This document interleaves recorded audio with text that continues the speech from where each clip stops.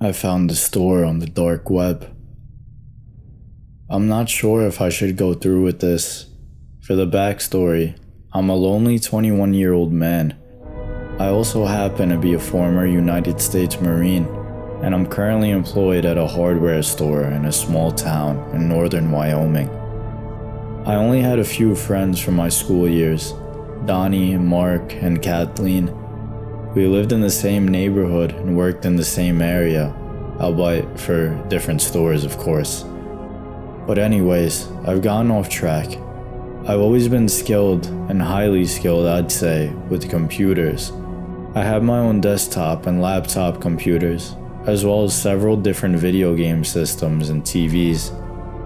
Occasionally, I'll spend my time on the weekends surfing the dark web along with the deep web. It's not something easy, safe, or for the faint of heart, but I learned a lot of the ways that it really works. Of course, not everything though. The dark web store and the explanation I have for its discovery is simple. I'm not that good at social skills. Going to war has an effect on my mind, body, and soul. Not to mention being alone a lot as a kid made me feel very depressed.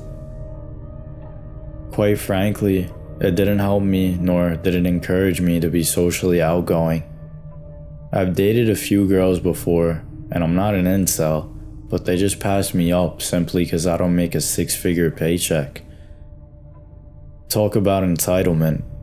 But last Saturday, I was searching the dark web, and I'd purchased some hardware from stores on the dark web.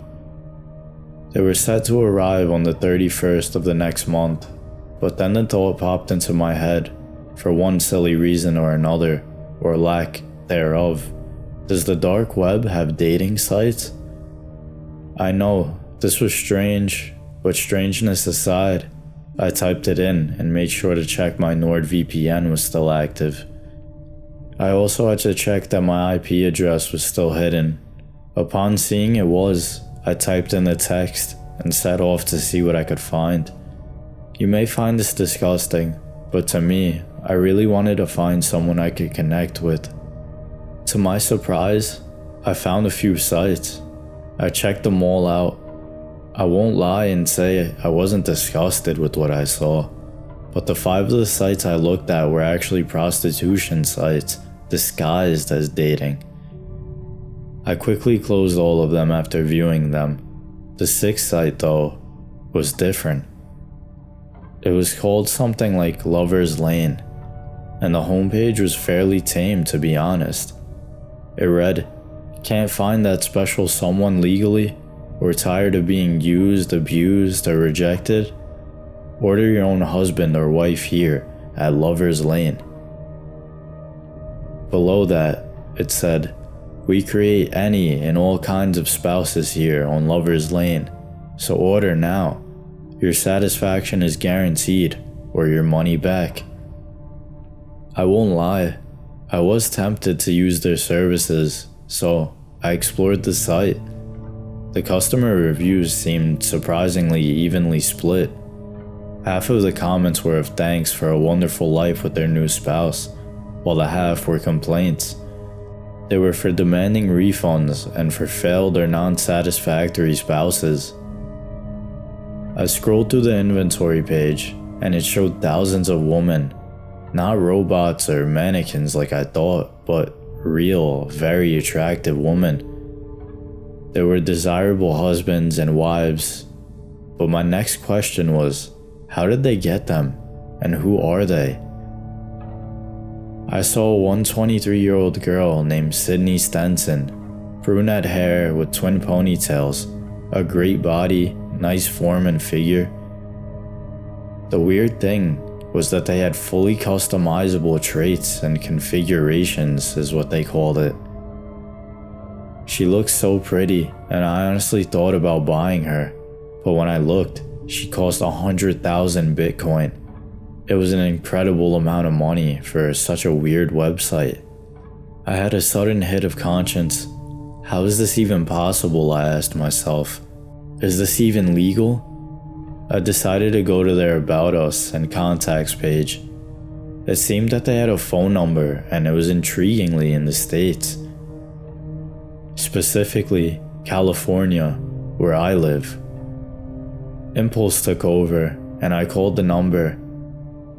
After a few minutes, the voice on the other line said, "Thank you for calling Lover's Lane Spousal Support Store. If you'd like to speak to a representative, give us a moment. Your location has been traced for better ability to deliver your order. Please wait for..." I hung up right there and then. Shit, I thought to myself. They know where I live. I haven't been back to the dark web since that day, but I've been getting strange emails and texts from an unknown number. The address even sends me mail on occasion. They're not hostile, but they just encourage you to use their store services. I just wanted to finally tie the knot and impress my parents, but I'm honestly confused as to how they found out my parents wanted me to give them grandchildren before they die. It was my own fault for going on the dark web website just to test it out. I keep on getting texts and answers from these people, and I don't know if I really want them. For all I know, the website could lead back to some place that truly isn't legal. It could be a whole scheme involving people being kidnapped or whatever it may be. Maybe I'm the issue for actually going on this site. But the scary thing is, no matter where you go on the dark web or the deep web, even if you have a VPN or if you're trying to hide your IP address, they can find you. I didn't want to be found, and I certainly didn't want people to know my location. That being said, of course I was looking for someone on here. I don't know what to do at this point anymore. I can't move out from my house. I can't move to a different location. I guess I'm really just afraid that whatever they say to me, or if they know my address, they could potentially hurt me. I went in as a buyer, as horrible as that sounds. However, I really didn't know that this was something that I didn't want. I just thought that exploring the website would be harmless, but it turns out that I really was hurting myself all along. I don't quite know what these people do to have all these husbands and wives on this website, but what I do know is that maybe it's not a good idea to ever go on the dark web. Maybe it's not a good idea to explore the deep web without repercussions. I should have known it all along, but here I am, sitting at home with somebody that I don't know, knowing my address. Hopefully it all goes away eventually, and hopefully they stop responding or sending me emails, but I wouldn't have to be hopeful if only in the beginning I was just there being smart about it. I wanted a wife, but here I am sitting at my computer, going on the deep web and the dark web again, with an uncertain future. I don't have a wife, I don't have any kids, and I certainly haven't impressed my parents.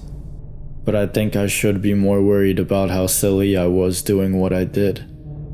The only thing I could really say is, I want to move out from Lover's Lane, but I don't think they'll let me. This is not a case of mistaken identity, or something that I could have even stopped myself.